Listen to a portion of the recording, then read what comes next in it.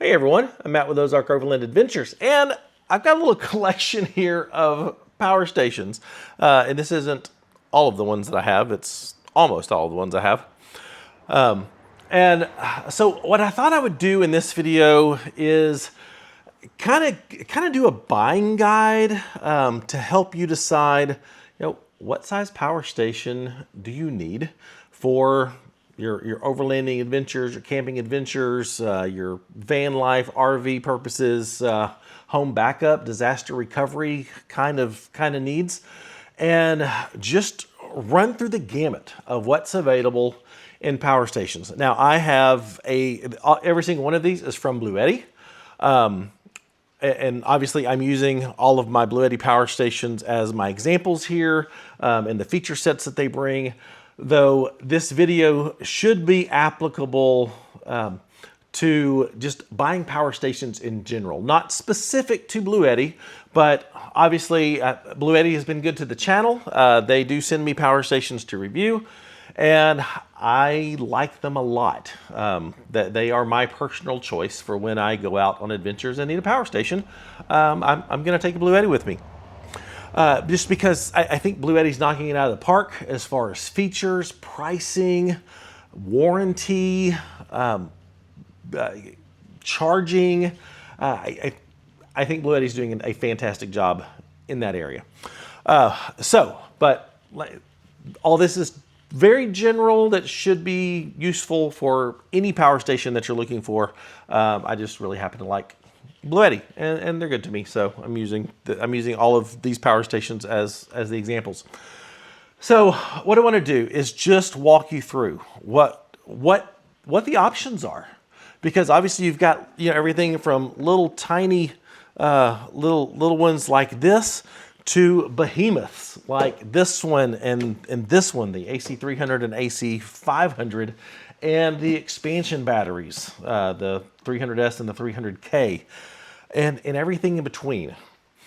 And then help you kind of figure out the math of how, okay, I've got this need, what power station do I need to run it for this long type of stuff.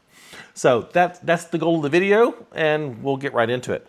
So power stations are rated in watt hours. So how many watts per hour the battery can handle. So for example, this the little AC2A, it is a 204.8 watt hour power station, which means if you were running something that needed 200 watts, this would last an hour. It's a 204 watt hour. You move into big guys like this B300S expansion battery, it's over 3,000 watt hours of power in here, which means you can, if you had something that needed to pull 3,000 watts, like, I don't know, maybe like a home air conditioner, I don't know how much they pull, but I'm just throwing that out there, some massive industrial thing that needed to pull 3,000 watts, then this is going to last an hour. If you had something that needed to pull 100 watts, well, then this is going to last 30 hours. 3,000 watt hours divided by 100 watts equals 30 hours. So that's how the math works. And I'll get into it a little more specifically here. So everything from little 200 watt hours like the AC2A, big giant power stations like the AC300 and AC500, which work off these expansion batteries. You can add enough expansion batteries to get over 20,000 watt hours of power. Now, when you're talking about, overlanding, keeping camera batteries charged, keeping your watch and your phones charged, that sort of thing, that's way overkill. Something like this, if you're talking about maybe running a fridge for a weekend, you start looking at these. When you start talking about, these and the expansion batteries, 20,000 watt hours of power, that's when you start looking at, home backups, disaster recovery. That's powering an RV for extended periods of time off grid, or a van, that sort of thing. That's the range. And then obviously you've got everything in between: 700 watt hours, 1,000 watt hours, 2,000 watt hours. And those are the typical numbers. You know, little guys like this, 200. There is a 500 watt hour, the AC50 that I don't have here. But typically, you know, 200 to 300, 500 to 700, 1,000 to 1,500 range, and you get into the 2,000 watt hours, and then you get into the big ones. And so that's kind of what we're looking at here. The other thing that power stations are rated in are based off their inverters, so their AC outlets. How much power can you get out of their AC outlets? So you've got the battery capacity in watt hours, and then you have the inverter power in watts. For example, this AC70, it is a 768 watt hour power station. Its inverter is rated up to 1,000 watts. So it has an inverter that can pull more power, more wattage than this has watt hours in storage. So if you were powering something that needed 1,000 watts, say, I don't know, a hair dryer, this will run it, but it's not going to run it for an hour, because 768 watt hours, 1,000 watts, that math doesn't add up to an hour. You've got like this Elite 200. It is just over 2,000 watt hours of power. Its inverter is rated at 2,600 watts. Then you get into the big ones. This AC300, it has an inverter in it rated at 3,000 watts.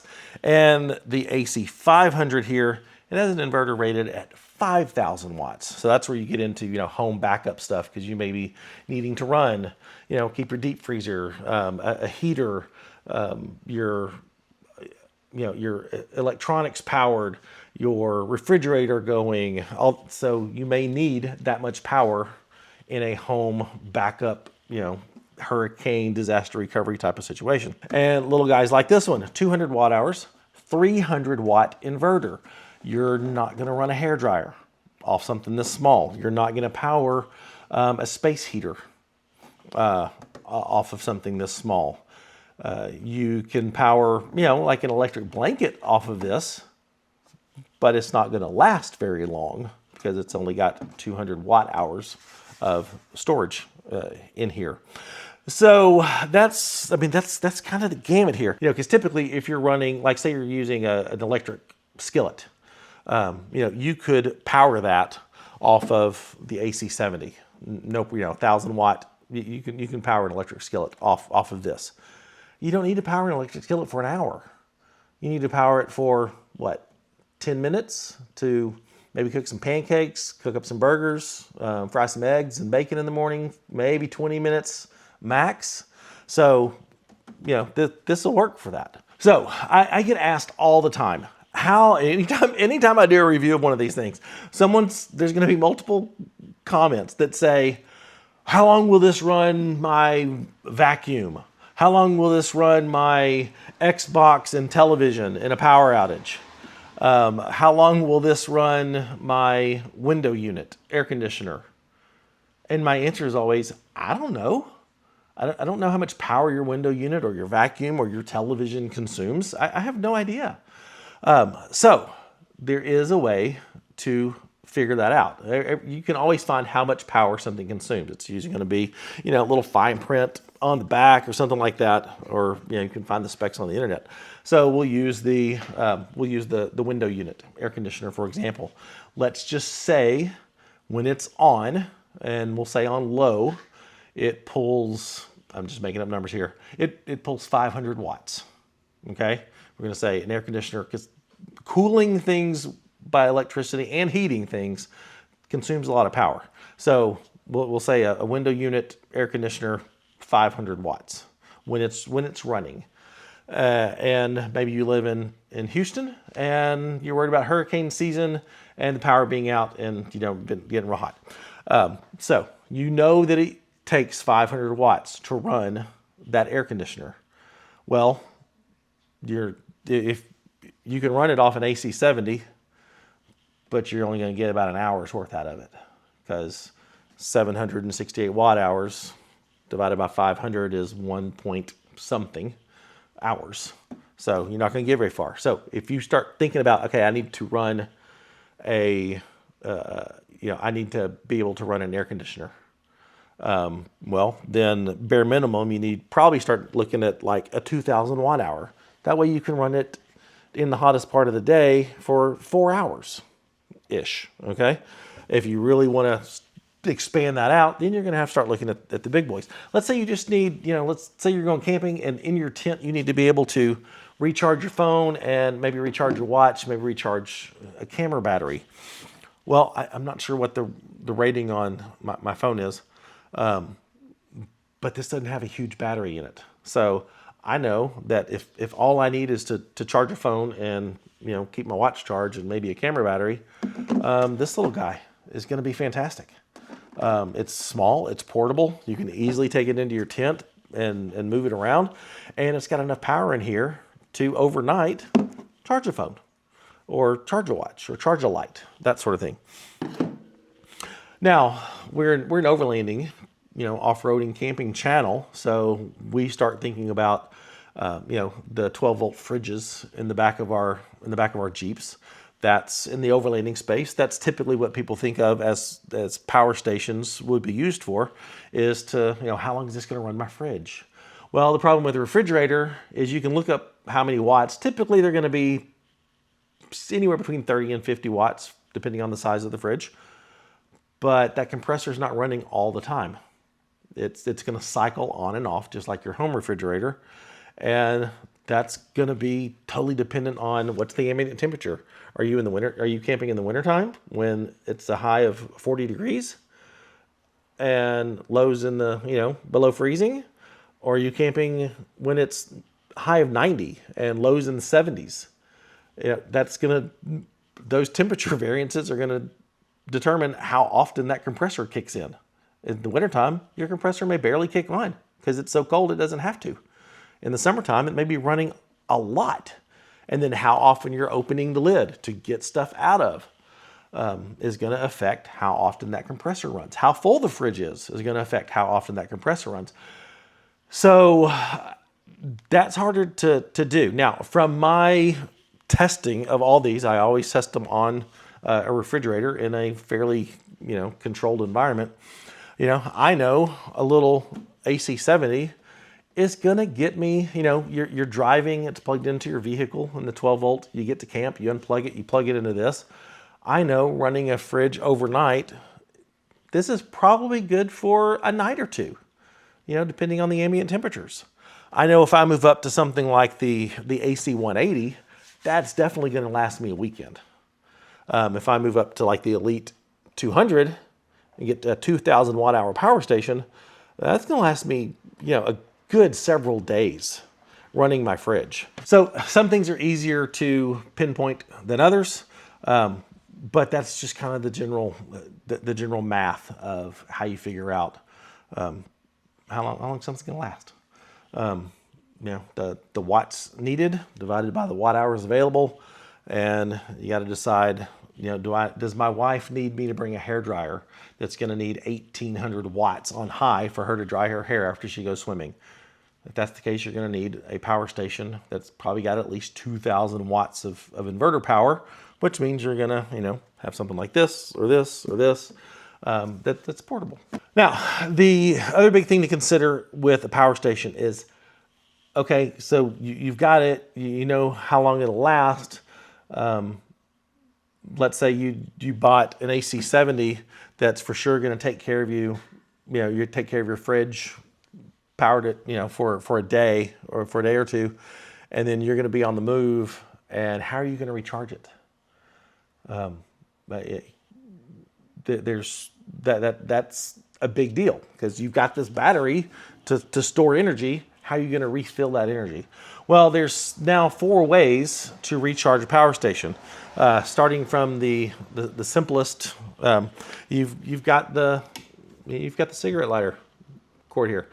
This is going to max out at charging at not quite 100 watts. They're rated at 100 watts, but at best I've ever seen is like 95 watts from these things, maybe 98. But this is, they all, well, not all of them, these don't. But all of these portable ones are going to come with a cigarette lighter charger here to be able to just plug it in your 12 volt. Well, if you've got a little one like this, a little 200 watt hour, you get 100 watts out of this. Well, yeah, within 2 hours ish, you'll be able, if you use this, you'll be able to recharge this super easy just with this. Now you get into the Elite V2 or the AC 180, and let's say you drain the AC 180 with its 1,000 watt hours. Well, if you 1,000 watt hours, you're putting in 100 watts. Well, that's going to take over 10 hours. 1,000 divided by 100 is 10. Very simple math here. That's going to take 10 hours. Or are you going to be driving for 10 hours to fully recharge this? That's a long day of driving. So that is where things like solar panels come in. People mounting solar panels to their trailers, people mounting solar panels to the roof and to the hood of their vehicles to be able to plug into these. That's an okay option if it's sunny, or maybe you're just sitting at camp. Solar panels are a great way to just have this running all day, but keep the solar panel plugged into it. Even on a cloudy day, you're going to be getting some input from the solar panel to offset what may be being used. And I love, where's my solar panel? Here it is. I think this is the Bluetti PV200. It is a 200 watt solar panel. This is, if I know I'm going to be camped for somewhere for more than a couple days, I'm going to bring the 200 watt solar panel, just to keep the batteries topped off. That's very viable. Now, if it's raining, you're not going to get squat. If it's really cloudy, it's going to affect it. Ideal sunshine, you'll probably get about 150 watts out of a 200 watt panel on an ideal condition day, maybe a little bit more than that. So if I've got a 1,000 watt hour power station that I've drained and I need to recharge it, 200 watt panel, it's definitely going to be better than this if it's sunny. But I mean, you see the problems with solar here. I love solar, and I think it has its place, but there's a lot of factors that have to fall in line for you to get the ideal charging ability out of it. Now, like I said, just sitting at camp, and maybe you're staying at camp for 3 days, and you've got the AC 180, and you've got it plugged in, it's running your fridge, and maybe charging your phones and stuff, and you just got the solar panel out, the solar panel's topping it off.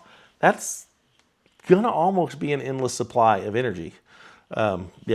Doing that, as long as the sun's good. The fastest way to recharge these is going to be with the power outlet. Your wall outlet, a generator, but some sort of AC power outlet.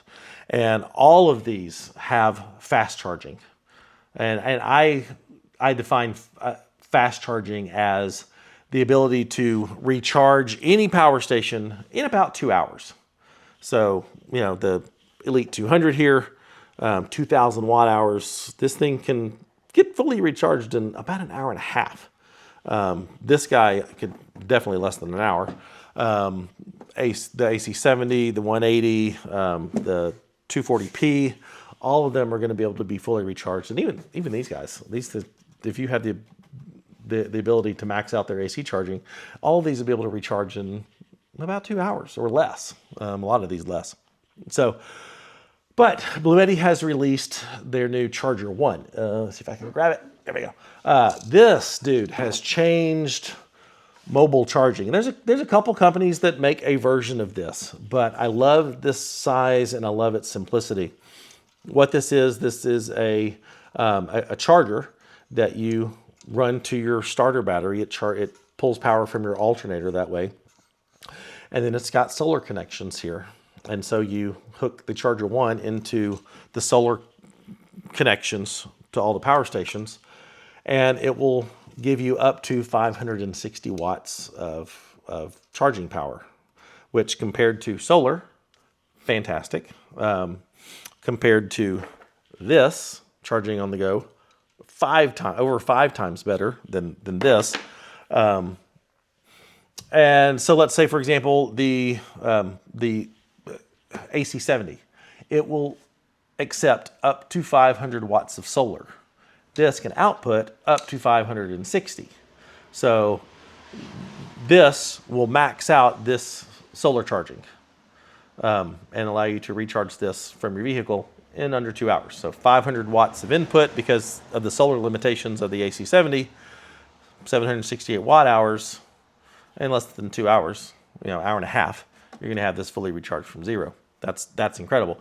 The Elite 200, it maxes out, I want to say 1,000 or 1,200 watts of solar input on the Elite 200. I can't remember the exact specs. But this will input the full 560 watts into the Elite 200. And doing the math, 2,000 watt hours, we'll round 500 watts of input. That's from dead 4 hours. Well, 4 hours as opposed to 20 hours with this. So the Charger 1 has really changed how efficiently and how quickly you can charge a power station while being on the move. These guys, like I said, man, these guys can take some input. So they're, for mobility purposes, they're a little more challenging to charge. You can definitely use the Charger 1, but you're talking, with just one B300S, I mean, you're talking 3,000 watt hours. So that's 6 hours at least to charge one of these from zero. And I keep saying from zero, but I mean, real world, let's say you have this set up here in your van, which would be a fantastic setup, super easy. You don't have to deal with all the wiring complexities of a custom, battery setup in a van. This would be super simple to do. You're not going to drain this overnight. So maybe you only used, 1,000 watts of this. Well, that's realistic. Recharge 1,000 watts driving just a few hours from the Charger 1. So I keep using the worst possible examples of recharging from zero, but that's rarely the case. You're usually, at worst, used half of it before you're off driving again if you're just camping for a night. So, yeah, definitely a viable option with these as well. Okay, now let me get into the features that I think you should definitely be looking for in a power station, and pretty much all these check the boxes here. First of all, when we're talking about the inverters, and I can't think of a single modern power station that doesn't have a pure sine inverter. If you are maybe looking on Amazon and you see a power station that doesn't say it has a pure sine inverter, absolutely positively run away from that, because the inverter needs to be a pure sine inverter, especially if you're charging electronics, laptops. It needs good clean energy, a good clean power signal to not ruin the electronics inside. So pure sine inverter is a must. Next, battery chemistry. Every single one of these is LiFePO4 or lithium iron phosphate, also known as LiFePO4. Absolutely positively, do not buy a power station that doesn't have LiFePO4 batteries. They are much safer than the old lithium ion batteries. They last longer. I can't remember if they're heavy or lighter. Anyway, but they're just all around the better battery chemistry when it comes to lithium batteries. There are still companies, Jackery, that sell older lithium ion batteries. I don't know why. This is 2025. It's like buying a flip phone. So lithium iron phosphate batteries, your LiFePO4. And what's that going to give you is really, really long battery life that's rated in cycles. So something like this little AC2A, it's going to give you like 3,000 cycles, which is what? They say that's worth 8-ish years, 7-8 years, something like that, maybe 30, I don't know. Really, really long time. Something like this AC240P, which uses automotive grade lithium iron phosphate batteries. These are rated at 6,000 cycles. Older lithium ion batteries, 500 cycles. So you see the value in the lithium iron phosphate. It's also a much safer battery. You've seen the videos of a lithium battery exploding. That's lithium ion.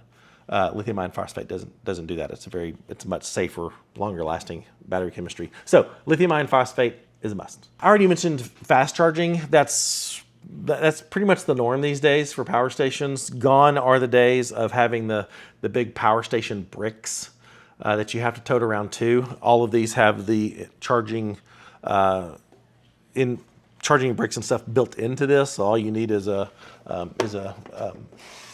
a computer power cable to plug in. Fast charging is pretty standard now, but make sure it can be fully recharged in, I'd say, under 2 hours. Another thing that's pretty much a given these days, I'm not aware of, definitely none of these, but I'm not aware of any of them that don't have this now, and that's what's called pass-through charging, which means, and this is how I actually used to use the AC2A when I needed to be like recharging camera batteries and stuff while I'm driving. I would take the AC2A, I would plug the cigarette lighter adapter into my Jeep to constantly keep this charging, and then I would plug all my camera batteries into this. So that's the pass-through. So it can charge, or it can charge things while it's being charged. So the power can come into this and keep the batteries topped off at the same time of charging other things or running and powering other things. So pass-through charging is a definite must. And like I said, I use the heck out of this AC2A just like that. That's how I would keep all my camera batteries charged and have them plugged into the AC ports and the USB ports, and have this plugged into the 12-volt socket. And it was a fantastic little setup and super portable and light. And then when I got to camp, my batteries would be charging all day while I'm driving. Then I'd take this up into my tent to run a fan or power my iPad so I can watch stuff I've downloaded, keep my phone charged, that sort of thing. So pass-through charging is super duper handy for that type of setup. And when it comes to powering things, make sure your USB-C ports are the 100-watt versions. All of these, the USB-Cs are 100 watts. This is probably one of the oldest power stations. Yep. Yeah, 2 100-watt USB-C ports on the AC70. Even this little guy has a 100-watt USB-C port. There's just no reason for a power station to not have a 100-watt USB-C port. I don't know why. 60-watt USB-C port is ancient technology. So many things charge faster that way. If you want to power like a little Starlink Mini, you've got to have a 100-watt USB-C port. So this is power Starlink Mini for a long time because of the 100-watt USB-C port. So I think that's another feature that any power station you're looking at needs to have is a 100-watt USB-C port. Another great feature for your power station when you are not out traveling, when you've got these sitting around at home, is that it functions as a UPS, or an uninterruptible power supply.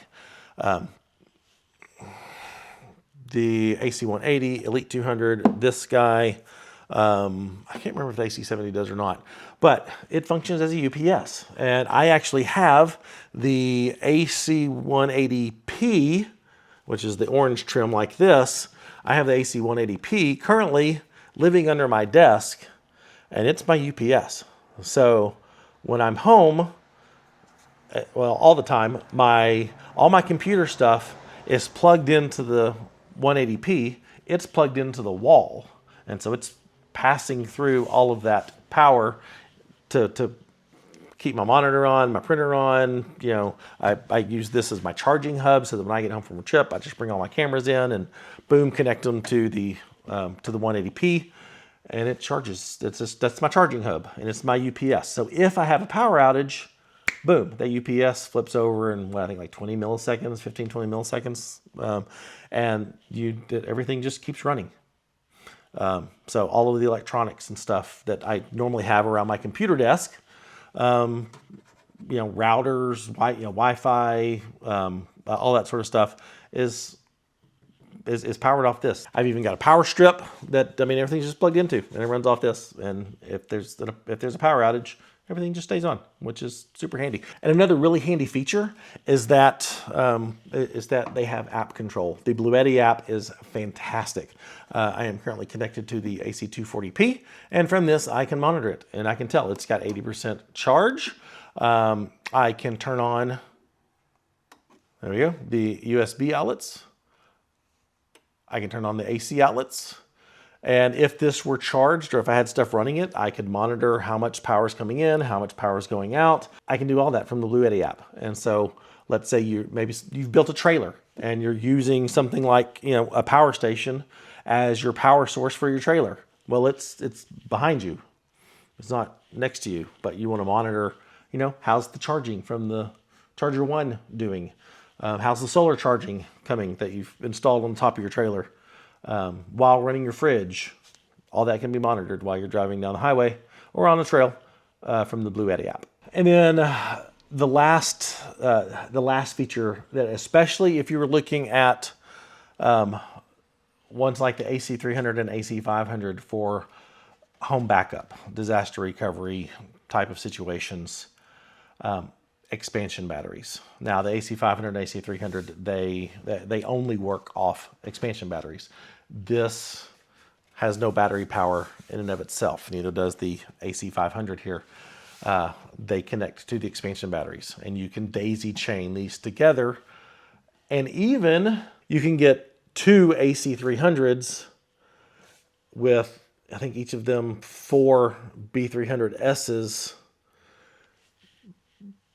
with the device that Bluetti makes, join them together in parallel, and that's how you get that whopping 20,000 watt hours worth of power. So expansion batteries are great, but other power stations like the Elite 200, I think the AC200L, which I also don't have up here. I can't remember if the AC180, the AC240P, they also make expansion batteries for these. So you can get this one, and if you find out, okay, I need a little bit more power. This 1800 watt hours isn't quite meeting my needs. You can buy an expansion battery, and instead of having to completely redo everything or buy a whole second power station, you can buy the expansion battery. So if maybe you're building out a trailer or a van to power or something like that, expansion batteries are a really good option to have. Obviously, something like the AC2A, the AC70, there's no expansion batteries for those. But other ones, expansion batteries are an option. And depending on your use case, it's a really good one to have. And if you have a van or a trailer or an RV, a key feature to look for is going to be, which I think this is it, is a dedicated 12 volt 30 amp output. This has it, the AC200L, which, like I said, I don't have that up here on the table. It has it, the AC500 has it, the P200, it has it right here, the dedicated 12 volt 30 amp plug there. That is a super way to wire in 12 volt stuff in your trailer, in your van, in your RV, so that you can have outlets throughout your thing, and you're not always having to plug them into to this box or this one, but you can wire in the 30 amp and then add some USB outlets around the place. Use that to put a cigarette lighter output on the back to run a diesel heater or whatever. Super handy feature to have with the 12 volt 30 amp port. Now, in the world of home backup, emergency preparedness type situations, one cool feature that Bluetti does have for the AC300 and the AC500 is you can wire these into your breaker box with the kit that Bluetti sells. And so you could physically put these right by your breaker box, install that kit, have everything so that your house has redundancies. Your refrigerator, all those, different outlets and stuff can be bypassed through these with this kit. And so if, a tornado hits and you lose the power, this automatically kicks in and starts running those things. So, if you live in an area that's prone to tornadoes, hurricanes, natural disasters, that sort of thing, these are really handy to have in those environments. The kit makes it easier to just have it instead of, oh, the power's out, let me go to the closet, dig out the power stations, and then plug everything in. The kit just means that they're there, they're wired up, they're ready to go, they're just sitting there waiting, so that when something happens, boom, you're good, and your food doesn't spoil, and you're able to, kind of continue living life off of one of these. Okay, now since we're an overlanding channel, my best pick for just general. If you have a Jeep, 4Runner, Bronco, whatever, and you don't want to go through the process of installing auxiliary batteries in the back and all that sort of stuff, which is time consuming and somewhat of a pain. If you're just starting out and just want a good, dependable power source that's pretty much going to take care of your needs, from running your fridge, charging your phones, keeping your cameras and stuff charged, charging lights, running fans, those sort of things, I would go with one of these. Either the AC-180, I'd probably pick the AC-180P, or the Elite 200. These would be my personal picks for our use case. The overlanding, camping, that sort of thing. Definitely would install and pair those up with the Charger 1. And probably carry around the 200 watt solar panel. I think 200 watts really the best bang for the buck. It's still very portable, and you don't have to lug around 200 watt panels. I think that 200 watt size is just really usable. So if I were to start fresh and pick, I would go with one of these, the 1100 watt hour or the 2000 watt hour. Of one of these, and the Charger 1, have a solar panel for when I'm camping, for staying in one spot for a few days, and that would be my setup. And I think that would be ideal. That would be very, very usable and functional. I think I pretty much covered everything. Main thing, you got the math, watt hours divided by watts. You can look that up to kind of help you size your power needs. I think it's always a good idea, unless you just need to charge phones and watches, in your tent. This one, I think this 1100 to 2000 watt hour range is probably ideal. I think that's really the best bang for the buck. The AC-70, if you're just needing to run a fridge for a few days and just kind of general camping stuff, this is a great one. These two for your home backup stuff, man, there's just so many great options out there, but hopefully this will help you make that decision. I think that's it. If you have questions, put them in the comments. I will do my very best to answer those. And if you like the video, please give it a like, subscribe to the channel if you're not. If you like what we're doing and you want to consider supporting the channel, check out the Patreon link in the description. And for all of our merchandise, go to shopoverlandapparel.com. Thanks for watching. I'll see you next time. Bye.